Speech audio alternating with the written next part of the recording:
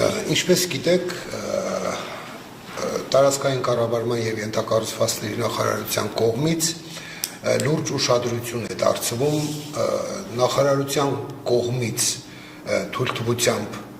քաղաքացիներին ծառայությունների մատուցման որակի բարձրացմանը,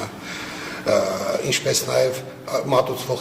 պատշաճ ծառայությունների մատուցման պատշաճության ապահովմանը։ 2025 թվականի ընթացքում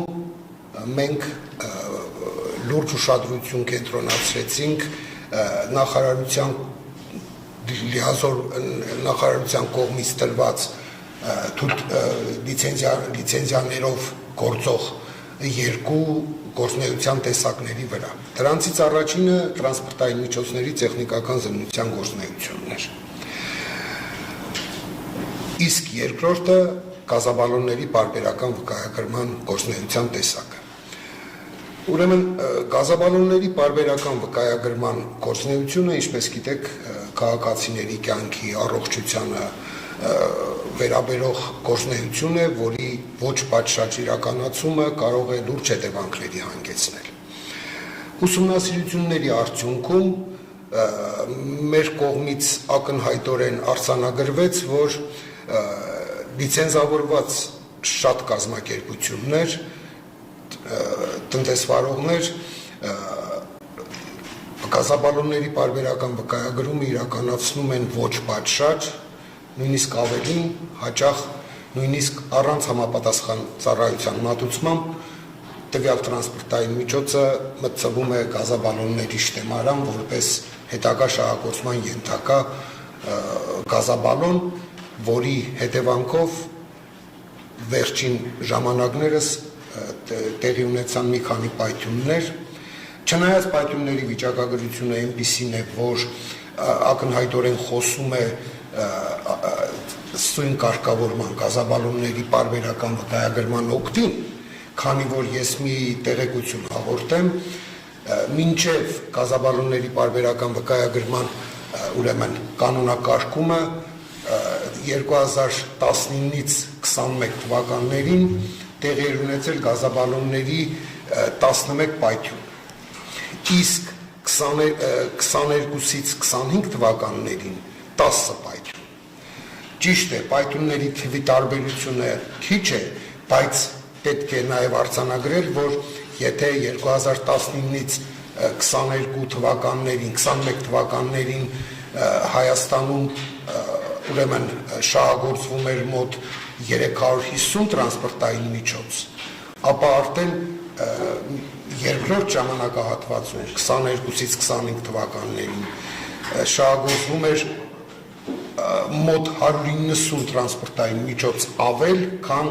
նախորդ ժամանակաշրջանում, եւ այդ ավելացումը տրանսպորտային միջոցների, որը բնականաբար ավելացնում է նաեւ գազաբալոնային տրանսպորտային միջոցների թիվը, սակայն պայթյունների թիվը նվազել է եւ չի ավելացել։ Բայց ուսումնասիրությունները ցույց էին տալիս, որ խիստ անհրաժեշտություն կա վերահսկողական լուրջ գործիքների մշակմանը, քանի որ ոլորտում վերահսկողություն իրականացնող տեսչական մարմինը, որը քաղաքաշինության տեխնիկական եւ հրդեհային անվտանգության տեսչական մարմինն է, իր գործունեության ընթացքում չէր կարողանում շատ դեպքերում հիմնավորել ոչ պատշաճ իրականացումը գազաբալոնների պարբերական վկայագրման, որովհետև պարբերական վկայագրումը դա գործողությունների համակարգ է, որի մեջ մտնում է գազաբալոնի նույնականացնում, գազաբալոնի արտաքին եւ ներքին զննում, գազաբալոնի կշռում,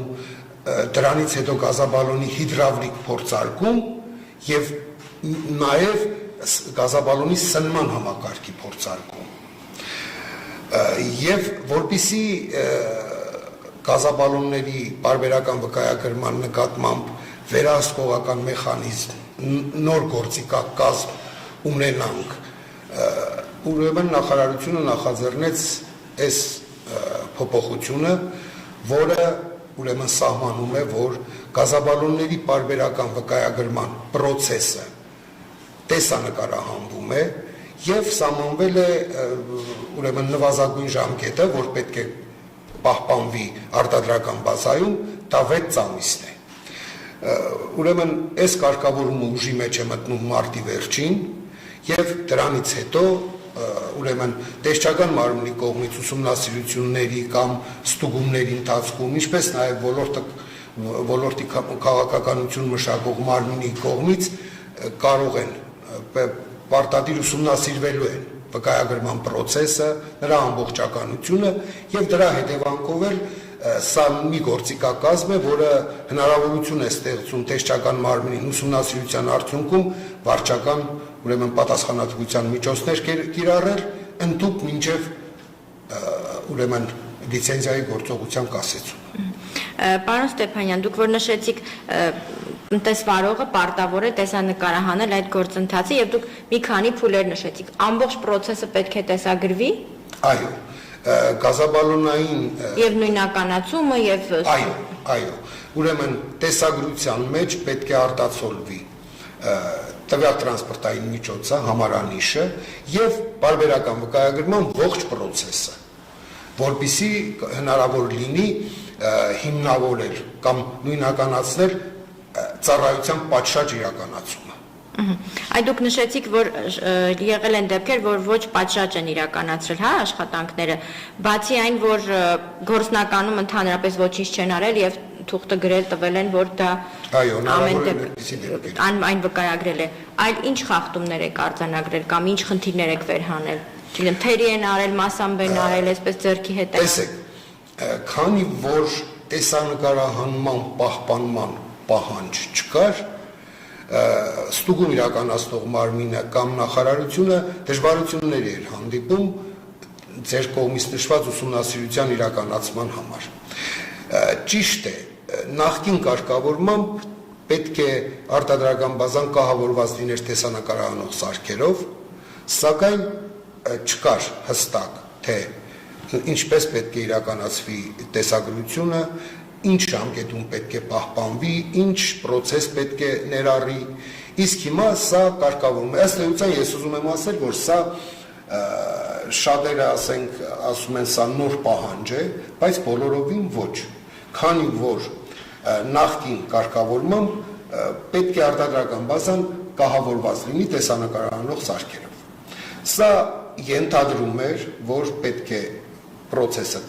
տեսանկարահանվի, սակայն դա որոշակիորեն ամրագրված չէր։ Հիմա ուրեմն արձանագրելով ժամկետ, արձանագրելով տեսանկարահանման նկատմամբ պահանջներ, ինչպես նաև տեսանկարահանման տեսչական մարմնին կամ նախարարությանը տրամադրելու ժամկետ եւ այլն, սրանով մենք ձեռք ենք բերում նոր գործիքակազմ, որը նպաստելու է ուրեմն վերահսկողության ռեալ իրականացմանը եւ ըստ էության մենք ազատվելու ենք նաեւ այն կազմակերպություններից, որոնք ոլորտի կարևորությունը չեն հասկանում ու իրականացնում են գործողություն, որը մեծ ռիսկեր է պարունակում գազաբալոնի հետագա շահագործման համար։ Նաեւ